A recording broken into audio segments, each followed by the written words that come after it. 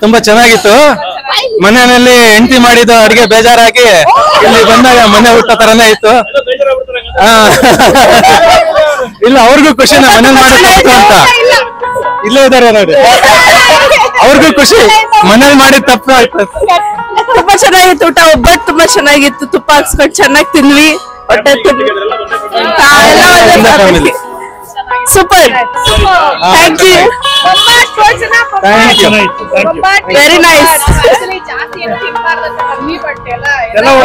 ಎಲ್ಲ ತಿಂದ್ವಿ.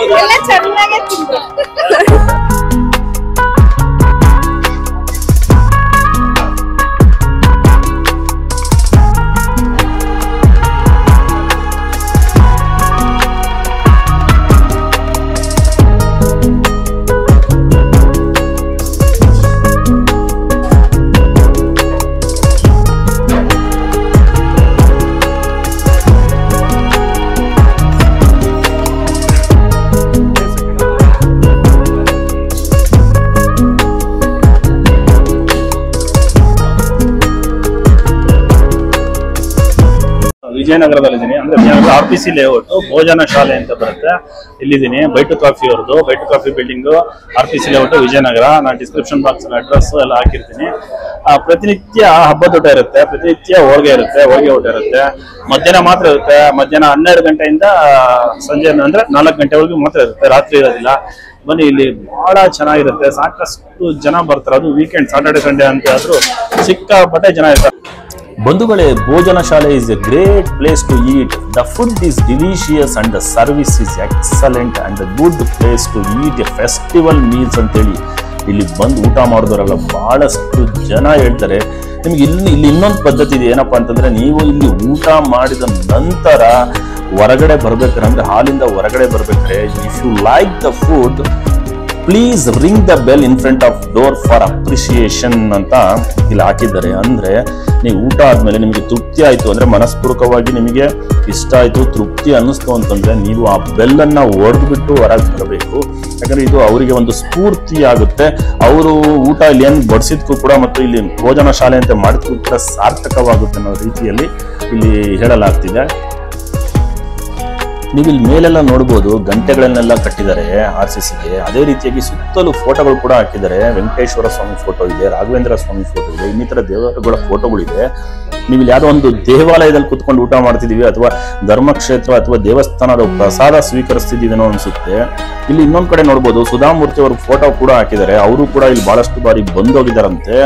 ಇನ್ನ ಬಹಳಷ್ಟು ಜನಕ್ಕೆ ಅನ್ಸೋದೇನಂತಂದ್ರೆ, ಇಲ್ಲಿ ಊಟ ಮಾಡ್ತಾ ಇದ್ರೆ ಯಾವ್ದಾರ ಒಂದು ಫ್ರೆಂಡ್ಸ್ ಅಥವಾ ರಿಲೇಷನ್ ಮದುವೆಗೆ ಹೋಗಿರ್ತೀವಿ. ಮದುವೆ ಹೋದಾಗ ಅಲ್ಲಿ ಮದುವೆ ಹಾಲಲ್ಲಿ ಕುತ್ಕೊಂಡು ಊಟ ಮಾಡ್ತೀವಲ್ಲ, ಪಂಕ್ತಿಯಲ್ಲಿ ಅಂದ್ರೆ ಸಾಲಾಗಿ ಪಂಕ್ತಿಯಲ್ಲಿ ಕುತ್ಕೊಳ್ತೀವಲ್ಲ, ಆ ರೀತಿಯಾಗಿ ಇಲ್ಲಿ ಫೀಲ್ ಆಗುತ್ತೆ. ಬಹಳಷ್ಟು ಜನ ಅದೇ ಹೇಳೋದು. ಇಲ್ಲಿ ಬಂದು ಊಟ ಮಾಡಿದವರೆಲ್ಲ ಅದೇ ಹೇಳ್ತಾರೆ. ಏನಪ್ಪಾ ಅಂತಂದ್ರೆ, ಸರ್ ಒಂದು ಹಬ್ಬದ ಊಟ ಇರುತ್ತೆ, ನಾವ್ ಯಾವ್ದೋ ಒಂದು ಮದುವೆ ಅಥವಾ ಯಾವ್ದಾದ್ರು ಫಂಕ್ಷನ್ಗಳಲ್ಲಿ ಯಾವ ರೀತಿ ಪಂಕ್ತಿಯಲ್ಲಿ ಕುತ್ಕೊಂಡ್ಬಿಟ್ಟು ಸಾಲಾಗಿ ಊಟ ಮಾಡ್ತೀವೋ ಆ ರೀತಿಯಾಗಿ ಊಟ ಮಾಡ್ತಾರೆ. ಒಂದು ಟ್ರೆಡಿಷನಲ್ ಮೀಲ್ ಸಿಗುತ್ತೆ ಅಲ್ಲಿ, ಬಹಳ ಚೆನ್ನಾಗಿರುತ್ತೆ ಸರ್. ಒಳ್ಳೆ ಪ್ರಶಾಂತವಾಗಿರುತ್ತೆ. ಊಟ ಬಡಿಸೋರು ಅಷ್ಟೇ ಬಹಳ ನೀಟಾಗಿ ಬಡಿಸ್ತಾರೆ, ಕೇಳ್ತಾರೆ, ಬಡಿಸ್ತಾರೆ. ಬಹಳ ಚೆನ್ನಾಗಿರುತ್ತೆ. ಯಾವುದೋ ಒಂದು ಫಂಕ್ಷನ್ಲಿ ಅದು ಮದುವೆ ಸಮಾರಂಭಗಳಲ್ಲಿ ನಾವು ಊಟ ಮಾಡ್ತೀವಿ ಅನ್ನೋ ಫೀಲ್ ಅಂತೂ ಖಂಡಿತವಾಗ್ಲೂ ಆಗುತ್ತೆ ಅಂತ ಹೇಳಿ ಬಹಳಷ್ಟು ಜನ ಇಲ್ಲಿ ಬಂದು ಊಟ ಮಾಡಿದವರೆಲ್ಲ ಹೇಳ್ತಾರೆ. ಇದು ಭೋಜನ ಶಾಲೆ ಬೈಟು ಕಾಫಿ ಅವ್ರದ್ದೆ. ನೀವು ಇಲ್ಲಿ ಬಂದಾಗ ನೋಡ್ಬೋದು, ಇಲ್ಲಿ ಬೋರ್ಡಲ್ಲಿ ಡಿಸ್ಪ್ಲೇ ಇರುತ್ತೆ. ಅವತ್ತಿನ ದಿನ ಏನೇನಿದೆ ಐಟಮ್ಸ್ ಊಟಕ್ಕೆ ಅಂತ ಇರುತ್ತೆ. ಅಂದ್ರೆ ಊಟದ ರೇಟ್ ಕೂಡ 160 ರೂಪಾಯಿ ಅಂತ ಹಾಕಿದ್ರೆ, ಕೆಲವು ಐಟಮ್ ಚೇಂಜ್ ಆಗುತ್ತೆ. ಆಗಾಗ ಬೋರ್ಡ್ ಅಲ್ಲಿ ಡಿಸ್ಪ್ಲೇ ಆಗಿರುತ್ತೆ. ಭೋಜನ ಶಾಲೆ ಅಥೆಂಟಿಕ್ ಟ್ರೆಡಿಷನ್ ಮೀಲ್ಸ್ ನೋಡ್ತಾ ಇದ್ದೀರಾ ನೀವು. ಇಲ್ಲಿ ಆಲ್ಸೋ ಇರುತ್ತೆ, we don't use onion and garlic in our meals ಅಂತ ಇದೆ. ಮತ್ತೆ ಈರುಳ್ಳಿ ಬೆಳ್ಳುಳ್ಳಿ ಯಾವುದು ಬಳಸೋದಿಲ್ಲ.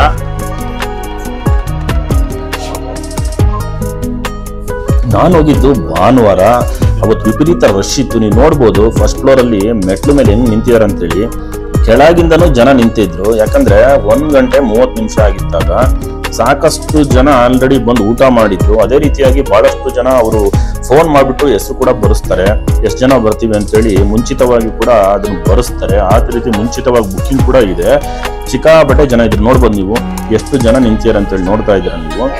ಸಿಕ್ಕಾಪಟ್ಟೆ ಜನ ನಿಂತಿದ್ದಾರೆ ವೇಟಿಂಗ್ ಫಾರ್ ಫುಡ್, ಅಂದ್ರೆ ವೇಟಿಂಗ್ ಫಾರ್ ಊಟ ಮಾಡೋದಕ್ಕೆ. ನೀವು ಫಸ್ಟ್ ಫ್ಲೋರ್ ಇಂದ ಹಿಂಗೆ ಹತ್ಬಿಟ್ಟು ಬಂದ್ರೆ ಇಲ್ಲಿ ಮೇಲ್ ಬರ್ತೀರಾ, ಒಂದು ದೊಡ್ಡದಾಗಿ ಹಾಲ್ ಕಾಣಿಸ್ತು, ನೋಡ್ತಾ ಇದ್ರಿ ನೀವು. ಈ ಹಾಲಲ್ಲೇ ಊಟಕ್ಕಿಡೋದು. ಅಂದ್ರೆ ಇದಕ್ಕೆ ಭೋಜನ ಶಾಲೆ ಅಂತ ಹೇಳೋದು. ಇಲ್ಲಿ ನೋಡ್ತಾ ಇದ್ರೆ ಎಲ್ಲ ಏನಪ್ಪಾ ಅಂತಂದ್ರೆ ನಿಮ್ಗೆ ಅವರಿಗೆ ಊಟ ಅವಾಗ್ಲೇ ಹೇಳಿದೆ, ನಿಮ್ಗೆ ಊಟ ಮಾಡಿದ್ಮೇಲೆ ಅವರಿಗೆ ತೃಪ್ತಿದಾಯಕವಾಗಿತ್ತು, ಊಟ ಚೆನ್ನಾಗಿತ್ತು ಅಂತಂದ್ರೆ ಹೊರಗೆ ಬರ್ಬೇಕಾದ್ರೆ ಒಂದು ಪದ್ಧತಿ ಇಲ್ಲಿ ಬೆಲ್ ಹೊಡಿತಾರೆ.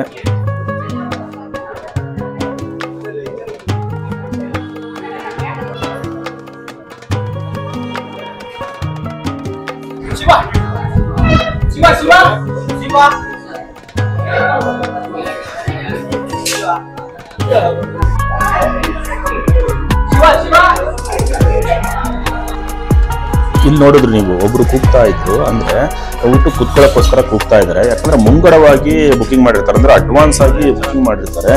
ಇನ್ನು ಕೆಲವು ಮನೆಗಳಲ್ಲಿ ನೇಮಿಂಗ್ ಸೆರೆಮನಿ ಅಥವಾ ಮ್ಯಾರೇಜ್ ಆನಿವರ್ಸರಿ ಬರ್ತ್ಡೇ ಫಂಕ್ಷನ್ ಈ ರೀತಿ ಎಲ್ಲ ಆಗಿರುತ್ತೆ. ಆಗ ಏನ್ ಮಾಡ್ತಾರೆ, 10 ಜನ 20 ಜನದಿಂದ 50 ಜನದವರೆಗೂ ಕೂಡ ಇಲ್ಲಿ ಬಂದು ಊಟ ಮಾಡ್ತಾರೆ. ಮನೇಲಿ ಏನು ಅಡಿಗೆ ಮಾಡೋದಿಲ್ಲ, ಅಲ್ಲಿ ಫಂಕ್ಷನ್ ಮುಗಿಸ್ಕೊಂಡ್ಬಂದ್ಬಿಟ್ಟು ಇಲ್ಲಿ ಡೈರೆಕ್ಟ್ ಆಗಿ ಊಟ ಮಾಡ್ತಾರೆ. ಹಾಗಾಗಿ ಅವರು ಕೂಡ ಇಲ್ಲಿ ಅಡ್ವಾನ್ಸ್ ಆಗಿ ಬುಕಿಂಗ್ ಮಾಡ್ಕೊಂಡಿರ್ತಾರೆ. ಮತ್ತೆ ಬೇರೆಯವರು ಕೂಡ ಸಾಕಷ್ಟು ಜನ ಇಲ್ಲಿ ಬುಕಿಂಗ್ ಮಾಡ್ಕೊಂಡಿರ್ತಾರೆ. ಹಾಗಾಗಿ ಎಲ್ಲರ ಹೆಸರನ್ನು ಕೂಗ್ತಾರೆ ಇದ್ರ ಯಾವ ರೀತಿ ಯಾರ್ಯಾರು ಬುಕಿಂಗ್ ಮಾಡ್ಕೊಂಡಿರ್ತಾರೋ. ಹಾಗಾಗಿ ನೀವು ಹೋದಾಗ ಅಂದ್ರೆ ವೀಕೆಂಡ್, ಫ್ರೈಡೇ, ಸ್ಯಾಟರ್ಡೆ, ಸಂಡೇ ಮತ್ತು ಹಬ್ಬದ ದಿನಗಳು ಮತ್ತು ರಜಾ ದಿನಗಳಲ್ಲಿ ನೀವು ಹೋದಾಗ ಬಹಳಷ್ಟು ನೀವು ಕಾಯ್ಬೇಕಾಗುತ್ತೆ. ಯಾಕಂದ್ರೆ ಬಹಳಷ್ಟು ಜನ ಬುಕಿಂಗ್ ಮಾಡ್ಕೊಂಡಿರ್ತಾರೆ. ಅವರು ಬುಕಿಂಗ್ ಮಾಡ್ಕೊಂಡವರಿಗೆ ಮೊದಲ ಆದ್ಯತೆ ಕೊಡಲಾಗುತ್ತೆ. ನಂತರ ನಿಮಗೆ ಓದೋರಿಗೆ ಸಿಗುತ್ತೆ. ಯಾಕಂದ್ರೆ ಡೈರೆಕ್ಟ್ ಆಗಿ ಓದೋರಿಗೆ ಆಮೇಲೆ ನಿಮಗೆ ಪ್ಲೇಸ್ ಸಿಗುತ್ತೆ.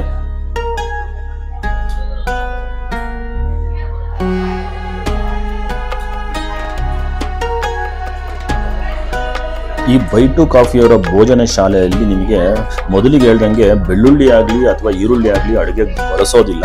ನೀವು ಯಾವುದೇ ಒಂದು ಬೈಟು ಕಾಫಿ ಹೋಟೆಲ್ಗೆ ಹೋಗಿ ಎಲ್ಲೂ ಬಳಸೋದಿಲ್ಲ. ಇದು ಬೈಟು ಕಾಫಿ ಅವ್ರದ್ದೇ ಭೋಜನ ಶಾಲೆ.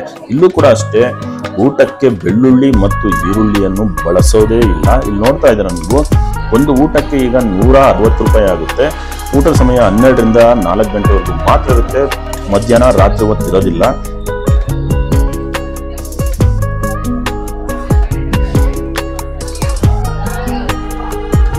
ಹೋಳಿಗೆಯೊಂದಿಗೆ ಬಾಳೆ ಎಲೆಯಲ್ಲಿ ಹಬ್ಬದ ಊಟ ಇರುತ್ತೆ. ಇದನ್ನ ಫೆಸ್ಟಿವಲ್ ಮೀಲ್ಸ್ ಅಂತ ಹೇಳ್ಬೋದು, ಟ್ರೆಡಿಷನಲ್ ಮೀಲ್ಸ್ ಅಂತ ಕೂಡ ಹೇಳ್ಬೋದು.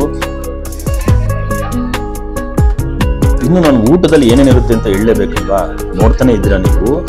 ಅಂದ್ರೆ ಬಾಳೆ ಎಲೆಯ ತುದಿಯಲ್ಲಿ ಪಾಯಸ ಮತ್ತು ಉಪ್ಪಿನಿಂದ ಪ್ರಾರಂಭವಾಗಿ ಕೋಸಂಬರಿ, ಪಲ್ಯ, ಹೋಳಿಗೆ ಮತ್ತು ತುಪ್ಪ, ರೈಸ್ ಬಾತು, ಅಕ್ಕಿ ರೊಟ್ಟಿ, ಚಪಾತಿ, ಪೂರಿ, ಈ 3ರಲ್ಲಿ ಅವತ್ತಿನ ದಿನ ಯಾವ್ದಿರುತ್ತೋ ಆ ಸ್ಪೆಷಲ್ ಬೋರ್ಡಲ್ಲಿ ಬರ್ದಿರ್ತಾರೆ ಅದಿರುತ್ತೆ. ಅಕ್ಕಿ ರೊಟ್ಟಿನಾರ ಇರ್ಬೋದು, ಚಪಾತಿನಾರ ಇರ್ಬೋದು ಅಥವಾ ಪೂರಿನಾರ ಇರ್ಬೋದು. ಅದೇ ರೀತಿಯಾಗಿ ಬಜ್ಜಿ ಅಥವಾ ಹಪ್ಪಳ 2ರಲ್ಲೊಂದಿರುತ್ತೆ. ಅನ್ನಕ್ಕೆ ಹುಳಿ, ಅನ್ನಕ್ಕೆ ಸಾರು, ಅನ್ನಕ್ಕೆ ಮೊಸರು.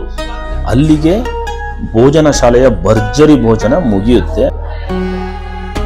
ಭೋಜನ ಶಾಲೆಯಲ್ಲಿ ಪ್ರತಿದಿನ ಮಧ್ಯಾಹ್ನ ಊಟ ಮಾತ್ರ ಇರೋದು, 1ರಿಂದ 4 ಗಂಟೆವರೆಗೂ. ಕೆಳಗಡೆ ಬೈಟು ಕಾಫಿ ಹೋಟ್ಲ್ ಇದೆ. ಅಲ್ಲಿ ನಿಮಗೆ ಹೋಟ್ಲು ಬೆಳಗ್ಗೆ 7ರಿಂದ ರಾತ್ರಿ 9 ಗಂಟೆವರೆಗೂ ಇರುತ್ತೆ. ಅಲ್ಲಿ ನಿಮಗೆ ಇಡ್ಲಿ, ವಡೆ, ಕೇಸರಿ ಬಾತು, ರೈಸ್ ಬಾತು, ಮಸಾಲಾ ದೋಸೆ ಮತ್ತು ಹೋಳಿಗೆ ಕೂಡ ಸಿಗುತ್ತೆ. ಪ್ಲೇಟ್ ಮೀಲ್ಸ್ ಕೂಡ ಸಿಗುತ್ತೆ. ಊಟ ಮಾತ್ರ ಇಲ್ಲಿ ಮೇಲ್ಗಡೆ ಮಧ್ಯಾಹ್ನ 1ರಿಂದ 4 ಗಂಟೆ ಪ್ರತಿದಿನ ಅಷ್ಟೇ, ರಾತ್ರಿ ಹೊತ್ತು ಇರೋದಿಲ್ಲ. ಸಖತ್ತಾಗಿದೆ. ನಾವು ಒಂದು 15 ಜನ ಬಂದಿದ್ದು, ಮನೆ ಮಂದಿ ಎಲ್ಲ ಫ್ಯಾಮಿಲಿ, ನಮ್ಮ ಕಂಪ್ಲೀಟ್ ಫ್ಯಾಮಿಲಿ ಅವ್ರು ಬಂದಿದ್ದು. ನಾವು ಎಲ್ರಿಗೂ ಒಂದು ಒಳ್ಳೆ ಊಟ ಕೊಡ್ಸ್ಬೇಕು ಅಂತ ಯೋಚನೆ ಮಾಡಿದ್ದು. ಒಳ್ಳೆ ಊಟ ಅಂದ್ರೆ ಏನು, ಎಲ್ಲ ಕೆಮಿಕಲ್ ಮಿಕ್ಸ್ ಇರಬಾರ್ದು, ಒಳ್ಳೆ ಮದುವೆ ಊಟ ತರ ಇರ್ಬೇಕು. ಬಡ್ಸೋರು ಹೈಜೆನಿಕ್ ಆಗಿ ಇರ್ಬೇಕು. ಕೈಗೆಲ್ಲ ಹ್ಯಾಂಡ್ ಗ್ಲೌಸ್ ಹಾಕೊಂಡು, ತಲೆ ಟೋಪಿ ಹಾಕೊಂಡು ನೀಟಾಗಿ ಬಡ್ಸಿದ್ದಾರೆ. ಹೈಜೆನಿಕ್ ಆಗಿದೆ. ಊಟದಲ್ಲಿ ಕಂಪ್ಲೀಟ್ ಆಗಿ ಪ್ರತಿಯೊಂದನು ಅನ್ಲಿಮಿಟೆಡ್ ಅಂತ ಹೇಳಿದ್ರು. ಅಂದ್ರೆ ರೈಸ್ ಮಾತ್ರ ಅನ್ಲಿಮಿಟೆಡ್, ಬೇರೆದೆಲ್ಲ ಲಿಮಿಟೆಡ್. ಸ್ಟಾರ್ಟಿಂಗ್ ನಲ್ಲಿ ಉಪ್ಪು, ಉಪ್ಪಿನಕಾಯಿ, ಚಟ್ನಿ ಎಲ್ಲ ಹಾಕಿದ್ರು. ಪ್ರತಿಯೊಂದು ಚೆನ್ನಾಗಿದೆ. 2 ತರ ಪಲ್ಯ ಹಾಕಿದ್ರು, ಒಂದು ಸ್ವೀಟ್ ಹಾಕಿದ್ರು. ಅದ್ರ ಜೊತೆಗೆ ಒಂದು 3 ಸಣ್ಣದ ಪೂರಿ ಹಾಕಿದ್ರು. ಪೂರಿ ಜೊತೆಗೆ ಪಲ್ಯ ಹಾಕಿದ್ರು. ಪಲ್ಯ ಎಲ್ಲ ತಿನ್ನೋ ಅಷ್ಟೊಳಗಡೆ ಒಂದು ಕಲರ್ ರೈಸ್ ಹಾಕಿದ್ರು. ಕಲರ್ ರೈಸ್ ತಿಂದಾದ್ಮೇಲೆ ಅನ್ನ, ಅನ್ನಕ್ಕೆ ಸಾಂಬಾರು, ಮತ್ತೆ ಅನ್ನ, ಮತ್ತೆ ರಸಮ್, ಮತ್ತೆ ಅನ್ನ, ಮತ್ತೆ ಮೊಸರು, ಇಷ್ಟೆಲ್ಲ ಹಾಕಿದ್ರು. ಬಾಳೆ ಎಲೆ ಊಟ ತುಂಬಾ ಸೊಗಸಾಗಿದೆ, ತುಂಬಾ ರುಚಿಯಾಗಿದೆ. ಎಲ್ರನ್ನೂ ಕರ್ಕೊಂಡ್ ಬಂದು ಊಟ ಮಾಡಿಸ್ಬೋದು. ಅಲ್ಲಿ ಎಲ್ಲಾ ಕಡೆನೂ ಸಣ್ಣ ಬೋರ್ಡ್ಗಳು ಹಾಕಿದ್ದಾರೆ. ಬೋರ್ಡ್ ಅನ್ನ ನೋಡಿದ್ರೆ ತುಂಬಾ ಚೆನ್ನಾಗಿದೆ. ನಾವು ರಾಸಾಯನಿಕ ವಸ್ತು ಬಳಸೋದಿಲ್ಲ ಅಂತೆಲ್ಲ ಹಾಕಿದ್ದಾರೆ. ಯಾವುದೇ ಆಹಾರ ಪದಾರ್ಥ ಲೋಟದೆಲ್ಲ ಬರ್ಕೊಳ್ಳಿ ಅಂತ ಹೇಳಿದ್ದಾರೆ. ಅಲ್ಲಿ ರಾಘವೇಂದ್ರ ಸ್ವಾಮಿ ಫೋಟೋ ಇದೆ. ನಮ್ಮ ಸುಧಾಮೂರ್ತಿ ಅವ್ರದ್ದು ಫೋಟೋ ಇದೆ. ನಮ್ಮ ಸುಧಾಮೂರ್ತಿ ಅವ್ರ ಫೋಟೋ ನೋಡ್ತಾ ಇದ್ರೆ ಒಂದು ಅದೇ ರೀತಿಯ ಅನುಭವ, ಅವ್ರ ವ್ಯಕ್ತಿತ್ವ ಹೇಗಿದೆಯೋ ಅದೇ ರೀತಿ ಊಟ ಇದೆ. ನಮ್ಗೆ ನಿಜವಾಗ್ಲೂ ತುಂಬಾ ಚೆನ್ನಾಗಾಯ್ತು. ಫಸ್ಟ್ ಟೈಮ್ ಬರ್ತಾ ಇದ್ದೀನಿ ಇಲ್ಲಿ. I come here because one of my good friend Murthy, he told me it is a fantastic place for vegetarian lunch.